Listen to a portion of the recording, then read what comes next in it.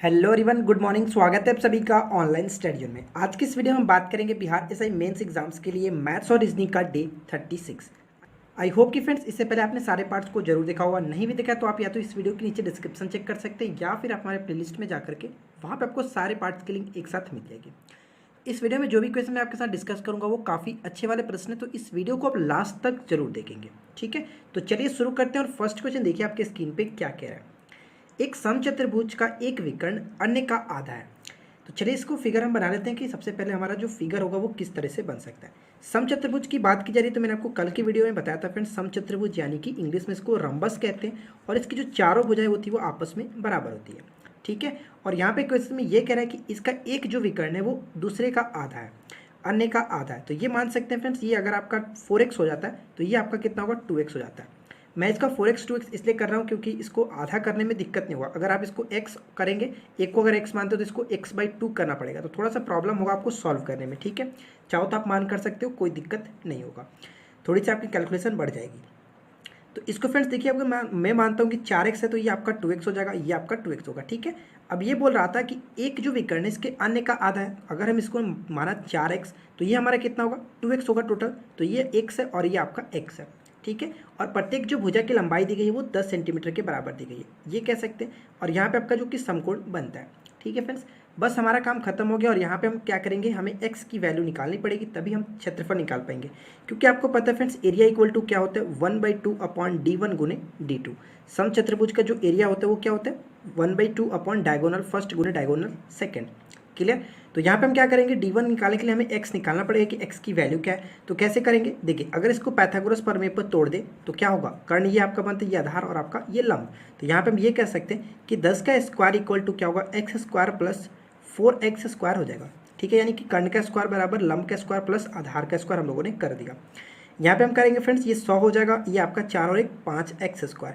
तो यहाँ पे हम x की वैल्यू निकालेंगे तो क्या निकलेगा, x² इक्वल टू 20 हो जाता है। और x की जो वैल्यू निकलेगी वो 2 दूना 4 5 20 यानी कि 2√5 के बराबर आ जाता है। ये आपकी x की वैल्यू हो गई।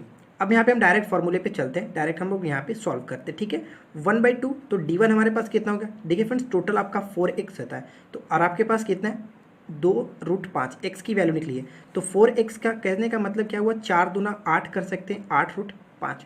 ठीक है, यानी कि d2 की बात करें तो d2 आपका 2x हो जाता है, 2 गुने 2 दूना 4√5। कोई दिक्कत नहीं, यहाँ तक तो आप कर ही सकते हो ईजिली, कोई दिक्कत नहीं होगा।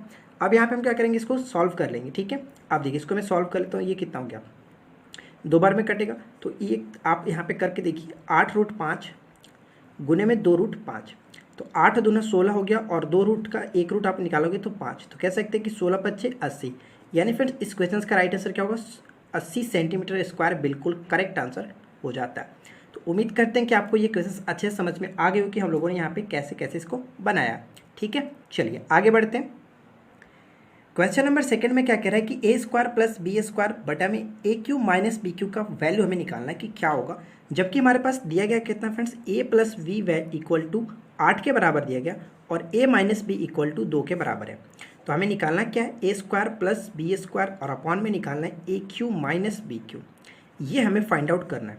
तो कैसे करेंगे, तो सबसे पहले हम ये बोलें फ्रेंड्स कि a और b की दो वैल्यू आप ऐसा चूज करो कि जिसका जोड़ने पर 8 है और घटाने पर 2 है। तो आप ये कह सकते हैं कि 5 और 3 8 होता है, 5 में से 3 करेंगे 2 जाएगा, कोई दिक्कत नहीं होगा। तो यहाँ पे हम बस वही को पुट करेंगे, a इक्वल टू 5 और b इक्वल टू 3। ठीक है, कोई दिक्कत नहीं, 5 3 8 और 5 में से 3 गया तो 2 आ जा रहा है कि नहीं आ जा रहा है। बस आप यहाँ पे फॉलो कर लीजिए, इसमें कोई दिक्कत नहीं होगा। 5 का स्क्वायर करेंगे तो 25 और उसके बाद 3 का स्क्वायर करेंगे तो 9। नीचे आपका कितना हो जाएगा, 5 का क्यूब करेंगे तो 125 और माइनस में b का क्यूब करेंगे तो ये आपका 27। यानी फ्रेंड्स 5 4 9 ये आपका 34 हो जाएगा ऊपर में, और नीचे में कितना हो जाएगा 125 में 27 जाएगा तो 98। इसको एक बार 2 में कटा लेते हैं, 17 और ये आपका 49। लेकिन आंसर आपका पॉइंट में आ रहा है, तो कैसे करेंगे देखिए, पॉइंट में आ रहा है यानी कि 17 अपॉन में आपका 49 है, इसको करेंगे तो कितना जाएगा, पॉइंट करेंगे तो ये आपका 0 पॉइंट, इसको आप सॉल्व कर लेंगे कोई दिक्कत नहीं होगा। 3 बार में ले जाएंगे तो कितना होगा फ्रेंड्स, 0 बैठाएंगे तो यहाँ पे 170 और 49 दोना होता है 98, 49 दिया आपका हो जाएगा कितना 147। ठीक है, 9 27 हाँ 100, यानी कि एक बार 3 बार में जाएगा तो सभी तो ऑप्शन 3 बार में जा ही रहा। उसके बाद जो घटाएंगे तो 23 बचेगा, 170 में से आपका 147 तो 23 और यहाँ पे एक 0 और पॉइंट से 0 बैठेगा, तो कुल मिलाकर 230। तो 230 यानी कि 49 अगर करें तो 4 4 चौका 16 और 4 5 करेंगे तो ज़्यादा हो जाए, यानी कि 4 बार में। तो कह सकते हैं फ्रेंड्स आपका 0.34 और जो भी ऑप्शन दिया गया आप यहाँ पे कर सकते हो। तो ऑप्शन आप देख सकते हैं कि बी हमारा बिल्कुल करेक्ट मैच कर रहा है 0.34, ठीक है। तो राइट आंसर होगा ऑप्शन नंबर बी, बिल्कुल करेक्ट आंसर हो जाता है। क्लियर फ्रेंड्स, आगे बढ़ते हैं। क्वेश्चन नंबर 3 में आपको बताना है कि इनमें से जो सीरीज दिया गया इनमें सबसे बड़ी संख्या क्या होगी। इस टाइप के क्वेश्चन में आपको पहले भी करा रखा है कि कैसे किया जाता है। तो चलिए एक बार फिर से देखते हैं इस क्वेश्चन को कैसे करेंगे। आपके पास अंडर रूट में 2 दिया गया, करनी में 3 दे करके अंदर में 3 दिया गया, और फिर वापस में आपका रूट 4 के बराबर है, और फिर आपके पास करनी में 3 और 5 इस तरह से दिया गया। और आपसे पूछा कि सबसे बड़ी संख्या क्या होगी। तो कैसे करेंगे, सबसे पहले आपको ये बताया फ्रेंड्स कि जो भी आपका करनी में रहता है उसका आप एलसीएम लेंगे। तो यहाँ पे कुछ नहीं, यानी कि 2 है, 3 है, फिर 2 है और 3 है, तो 3 और 2 का एलसीएम कितना होगा, 6 के बराबर आप कह सकते हो, ठीक है। एलसीएम आपका कितना, 2 और 3 मैंने ये लिखा, ठीक है। इसकी यानी कि अंदर में जो करनी में रहता है उसको लिखते हैं यहाँ पे और यहाँ पे। तो 2 है, 3 है, 2 है, 3 है, तो 2 और 3 का एलसीएम कितना हो जाएगा फ्रेंड्स, 2 और 3 का एलसीएम आप कह सकते हो कि 6 के बराबर हो जाता है, ठीक है। मैंने एलसीएम लिखा, तो इस चीज़ को आप ध्यान से समझेंगे। अब जो एलसीएम आता है इसको क्या करते हैं, देखिए अंदर में जो रहता है रूट में अंदर में उसको क्या करते हैं, नीचे लिख करके बेस, और आपका जो एलसीएम आता है उसको ऊपर लिखिए। और रूट का मतलब क्या होता है, 1/2, ठीक है। इसको घटाएंगे तो 2 के पावर में 3, और 2 के पावर 3 का मतलब 8 के बराबर। ये खत्म। अब इसको करते हैं, अंदर में जो है तो उसको लिखेंगे बेस के रूप में, और जो हमारा एलसीएम है उसको पावर में लिखिए, और जो आपका करनी में उसको 1/3, यही तो होता है मतलब। इसको कटाएंगे तो कितना होगा, 3 के पावर 2, तो 3 के पावर 2 का मतलब 9, ठीक है। आगे देखते हैं, 4 रखेंगे बेस में और उसके पावर में फ्रेंड्स रखेंगे 6, जो कि एलसीएम आया उसके बाद रूट में था तो 1/2, और 4 के पावर कितना हो जाएगा, ये आप कटाओगे तो 3, यानी कि 4 के पावर 3 का मतलब 64 के बराबर। उसी तरह से डी को भी करके देखते हैं। डी कितना दिया गया फ्रेंड्स, तो 5 बेस में हो जाएगा, पावर में 6 और 1/3।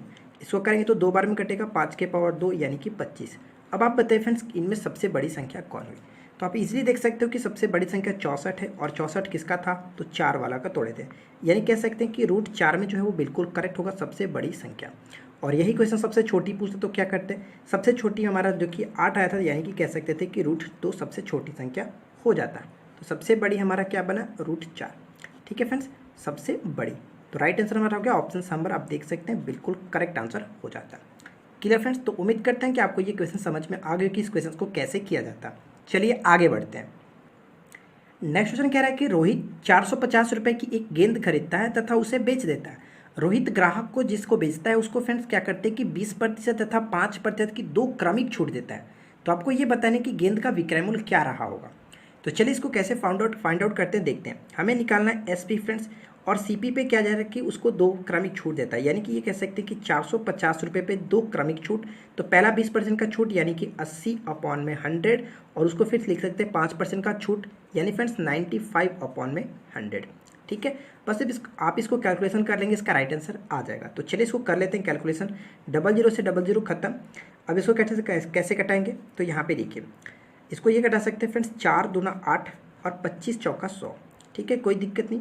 5 से कटा लेते हैं तो 9 पच्चे 45, 5 पच्चे 25, 19 पच्चे 95, नीचे का टोटल खत्म। ऊपर हमारे पास क्या बचा, 9 गुने 2 गुने 19, ठीक है फ्रेंड्स। इसको लिख सकते हैं 9 गुने 9 दूना 19 दूना 38, ठीक है। अब इसको आप गुना कर लीजिए, 9 8 72, हासिल 7 9 3 27 और 7 34, बिल्कुल करेक्ट है, यानी कि 342 हमारा राइट आंसर हो जाएगा। कोई वस्तु जब उसने खरीदा था 450 रुपये में और उस पर 2 क्रमिक छूट देता है जो कि 20% और 5%, तो उसको बेचेगा कितना में, 342 रुपये में। तो आई होप कि आपको ये चीज़ समझ में आ गई होगी, ठीक है फ्रेंड्स। इस टाइप के क्वेश्चन अक्सर पूछ जाते हैं, तो ये मोस्ट इंपॉर्टेंट क्वेश्चन हो जाता है, याद रखेंगे। चलिए आगे देखते हैं। क्वेश्चन नंबर 5 देखिए क्या कह रहा है, 18 लड़के एक कार्य को 24 दिन में पूरा कर सकते हैं। यदि फ्रेंड्स 6 लड़के 12 दिन के पश्चात कार्य छोड़कर चले जाएं तो शेष कार्य को पूरा करने में कितना समय लगेगा। इस क्वेश्चन को ध्यान से समझिएगा। देखिए फ्रेंड्स इस क्वेश्चन को बस एक लाइन में हम इसको सॉल्व कर सकते हैं, कैसे, तो इस चीज़ को आप समझना होगा। देखिए पहले 18 लड़के कोई कार्य को 24 दिन में कर सकते थे, लेकिन क्या हो रहा है कि 12 दिन के पश्चात जो लड़के हैं 6 लड़के छोड़कर चले जाते हैं। तो अब हमारे पास शेष दिन कितना बचा है, पहले तो 24 दिन में करते थे, लेकिन अब 12 जब दिन खत्म हो गया, 12 दिन यानी कि शेष हमारे पास 12 दिन बचा है, ठीक है। लड़के कितने बचे, तो लड़के भी आपके पास पहले 18 थे और 6 चले गए, तो यानी कि लड़के भी जो बचे होंगे वो भी 12 बचे हैं, ठीक है।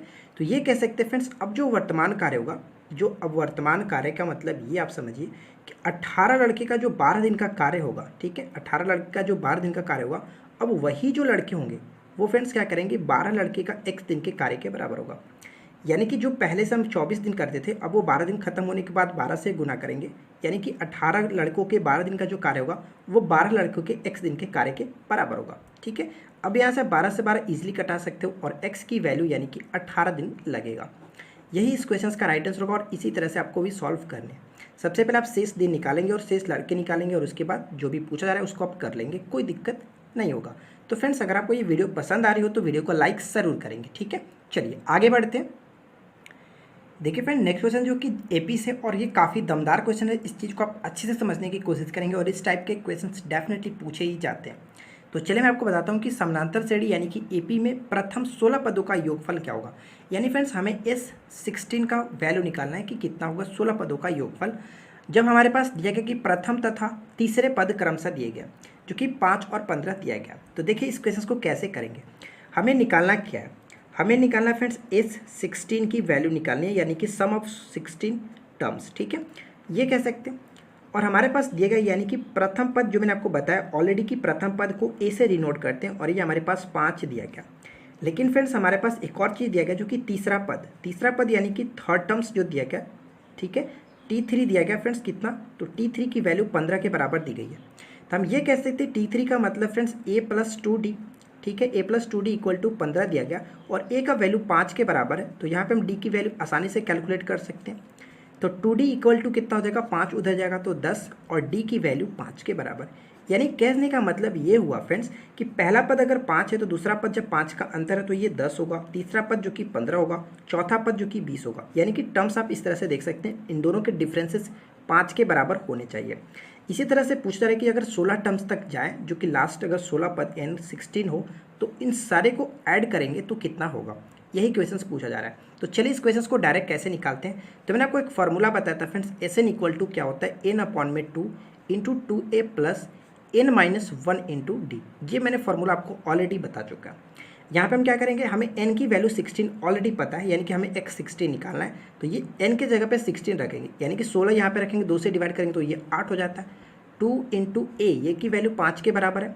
और फ्रेंड्स देखिए n-1 यानी कि 16 - 1 करेंगे तो 15 और गुने में d का मतलब 5। तो यहाँ पे ये कर सकते हैं, कोई दिक्कत नहीं। यहाँ पे देखिए फ्रेंड्स 5 दूना 10 और 15 पच्चे 75।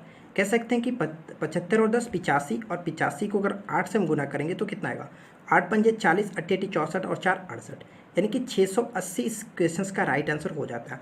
कहने का मतलब ये हुआ कि अगर हम इस सीरीज को आगे तक जाते रहते, 16 पदों तक जाते और उन सभी को ऐड करते तो 680 बिल्कुल करेक्ट आंसर आ जाता है। तो बताइए फ्रेंड्स, यहाँ पे कोई दिक्कत है?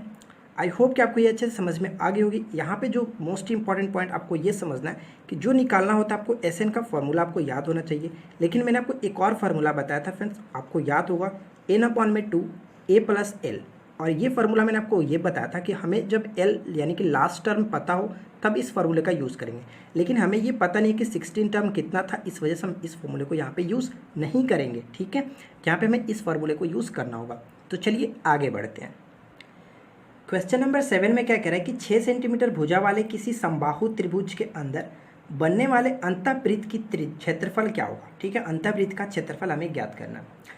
कैसे करेंगे इस क्वेश्चन का, तो यहाँ पे देखिए बोला ये जा रहा है कि एक 6 सेंटीमीटर भुजा वाले एक समबाहु यानी कि इक्विलैटरल ट्रायंगल हमारे पास दिया गया, जिसकी सभी भुजाएं समान होती हैं और उसके अंदर एक वृत्त बनाया गया जिसको कहते हैं अंतःवृत्त। ठीक है फ्रेंड्स, अंतःवृत्त का क्षेत्रफल हमें निकालना है। तो कैसे करेंगे, तो मैंने आपको ऑलरेडी बता रखा है फ्रेंड्स कि कैसे निकाला जाता है। अंतःवृत्त का एक क्षेत्र आपको मैंने त्रिज्या बताया था, अंतःवृत्त की त्रिज्या। देखिए फ्रेंड्स, कहने का तात्पर्य ये हुआ कि आपको क्षेत्रफल निकालना है। तो वृत्त का क्षेत्रफल निकालने के लिए आपको पाई r स्क्वायर चाहिए, r चाहिए। तो r कैसे निकालोगे, जब तक आपको अंतःवृत्त की त्रिज्या नहीं पता होगी तो त्रिज्या जब तक त्रिज्या नहीं होगा तो आप यहाँ पे निकाल कैसे सकते हो, नहीं निकाल सकते हैं ना। तो यहाँ पे हम ये करेंगे कि अंतःवृत्त की त्रिज्या जो होती है वो क्या होती है, a/2√3। इस पॉइंट्स को आप याद रखेंगे। ए का मतलब क्या हुआ फ्रेंड्स, ए का मतलब जो भी आपका साइड दिया रहता है, यानी कि यहाँ पे देखिए साइड देगा 6 सेंटीमीटर भुजा वाले किसी समबाहु त्रिभुज। तो कह सकते हैं कि 6 सेंटीमीटर भुजा है, तो यहाँ पे ए आपका 6 सेंटीमीटर दिया गया। क्लियर, तो 6 रखेंगे, 2/√3 आपका इस तरह से लिख सकते हैं। इसको आप कटाओगे तो देखिए 3/√3। तो कह सकते हैं कि जो अंतःवृत्त की त्रिज्या आया वो √3 के बराबर आएगा।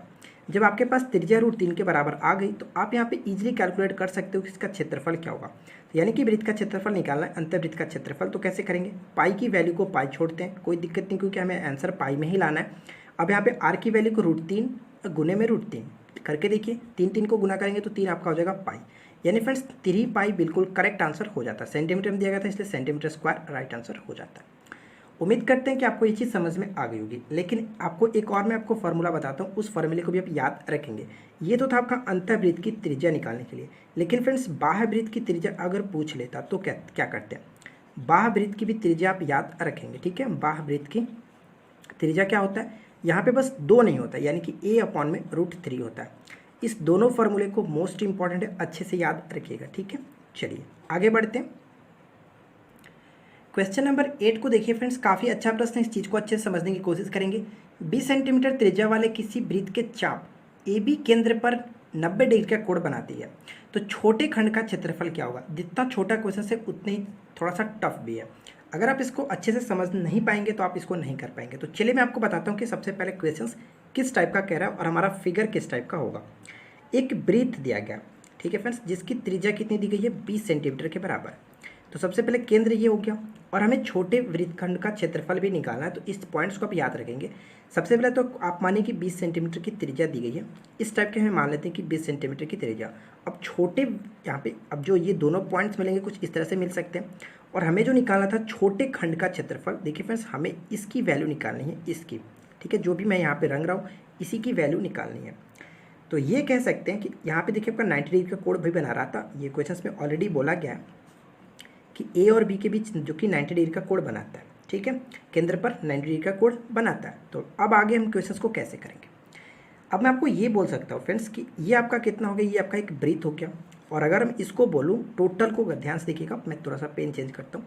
देखिए अगर मैं बोलूँ ये आपका क्या हुआ, त्रिज्यखंड का क्षेत्रफल, त्रिज्यखंड के क्षेत्रफल में से अगर त्रिज्यखंड के क्षेत्रफल में से अगर हमें त्रिभुज का क्षेत्रफल घटा लूँ तो हमारे पास ये निकल जाएगा। बस कुछ करना नहीं है, तो ध्यान से देखिएगा। सबसे पहले तो त्रिभुज का क्षेत्रफल निकाल लेते हैं, त्रिभुज AOB का क्षेत्रफल, ठीक है फ्रेंड्स, इसका क्षेत्रफल हम निकाल लेते हैं।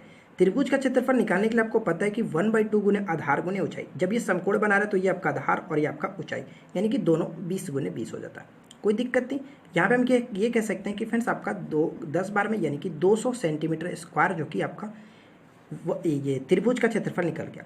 लेकिन अगर हम इसको वृत्त के खंड यानी कि त्रिज्यखंड का क्षेत्रफल निकाल करके घटा देंगे तो हमारे पास ये निकल जाएगा। तो हम यहाँ पे क्या करते हैं, त्रिज्यखंड का क्षेत्रफल निकालते हैं, ठीक है फ्रेंड्स। तो त्रिज्यखंड का क्षेत्रफल क्या होता है, त्रिज्यखंड का क्षेत्रफल, तो देखिए त्रिज्यखंड का क्षेत्रफल होता है θ/360 इंटू πr²।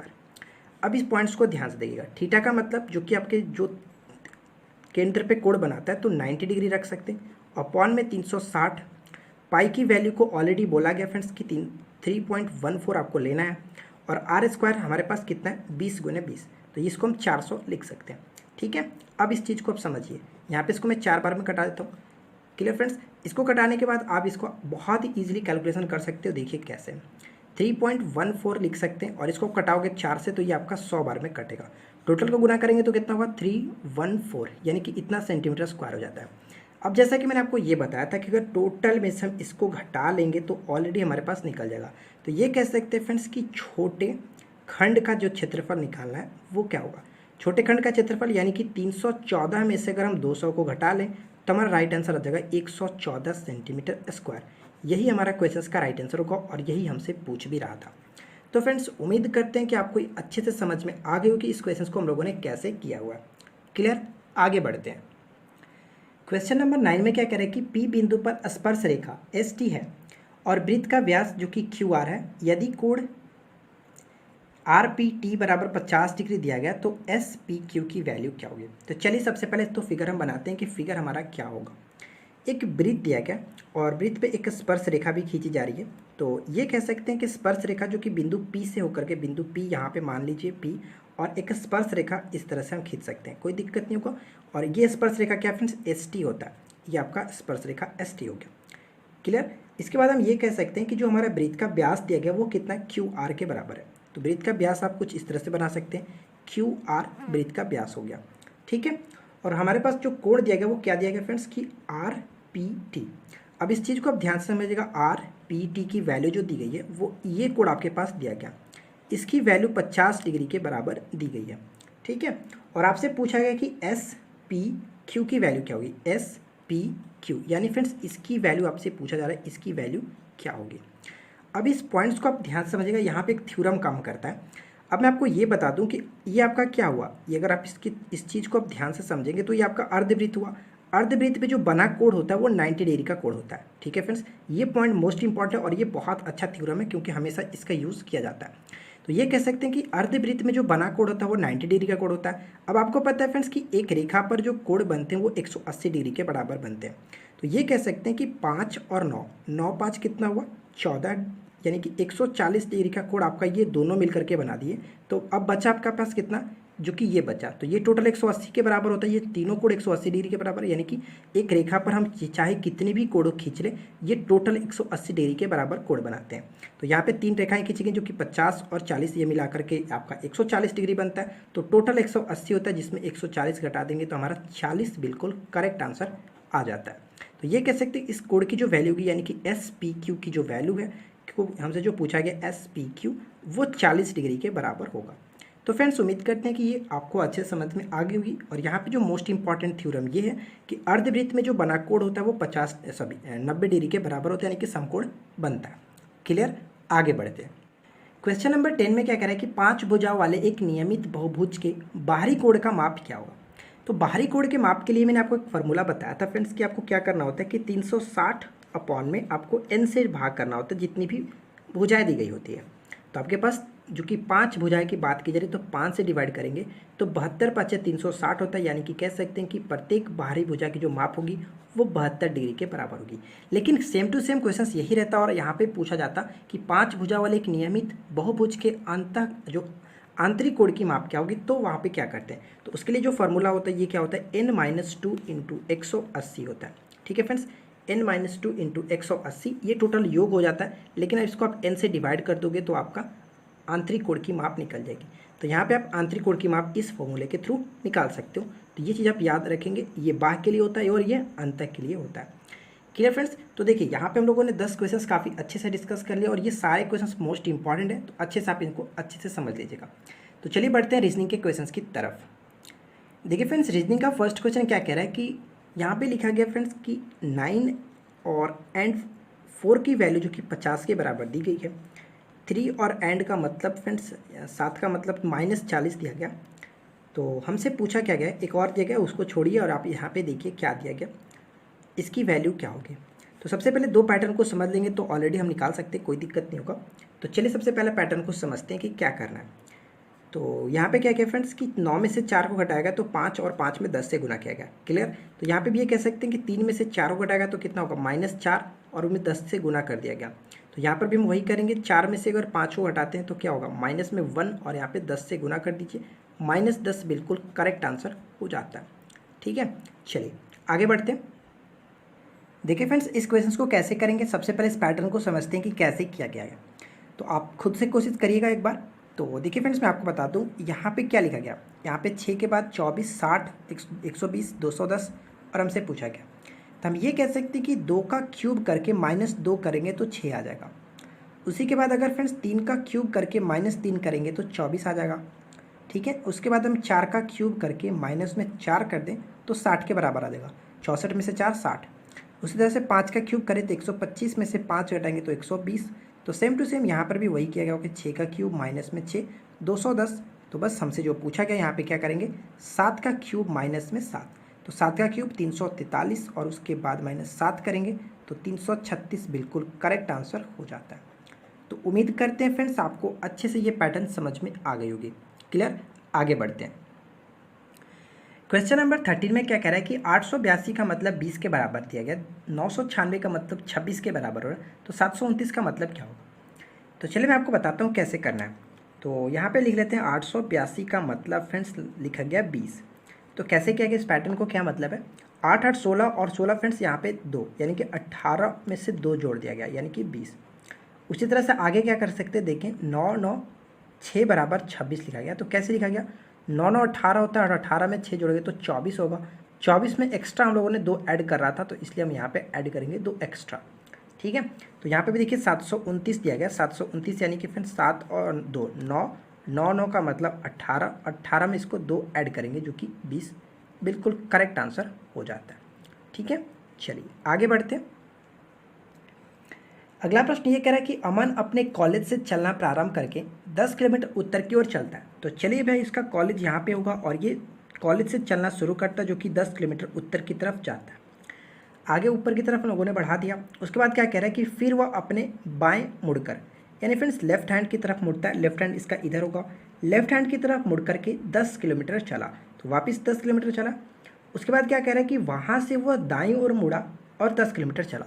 तो दाईं ओर मुड़ने का मतलब फ्रेंड्स वो ऊपर की ओर मुड़ा फिर से राइट हैंड की तरफ और 10 किलोमीटर अगेन चला। उसके बाद अब ये कह रहा है कि अब वह किस दिशा की ओर मुँह किए हुए है। तो उत्तर की तरफ वो मुँह कर रहा है क्योंकि उत्तर की तरफ चल रहा था स्टार्टिंग में, अभी भी मुँह उसका उत्तर की तरफ है क्योंकि डायरेक्शन तो आपको पता ही है, कोई दिक्कत नहीं होगा। ऊपर में नॉर्थ, नीचे साउथ, राइट हैंड हमारा ईस्ट होता है और लेफ्ट हैंड हमारा वेस्ट होता है। ठीक है, तो कह सकते हैं कि उत्तर इस क्वेश्चन का राइट आंसर होगा, बिल्कुल करेक्ट। ठीक है, चलिए देखिए 15 नंबर क्वेश्चन में आपके पास एक आकृति दी गई है और इस आकृति को पूरा करना है। तो आप इसको खुद से कर सकते हैं, इसमें कोई दिक्कत नहीं होगा। आप फिगर ए को उठा करके पुट कर लीजिए, आपका राइट आंसर आ जाएगा। ठीक है फ्रेंड्स, तो उम्मीद करते हैं कि आप लोगों ने जरूर किया होगा, तो आप इसको पुट कर सकते हैं। क्लियर, हम बढ़ते हैं नेक्स्ट क्वेश्चन की तरफ। देखिए फ्रेंड्स 16 नंबर क्वेश्चन में क्या कह रहा है।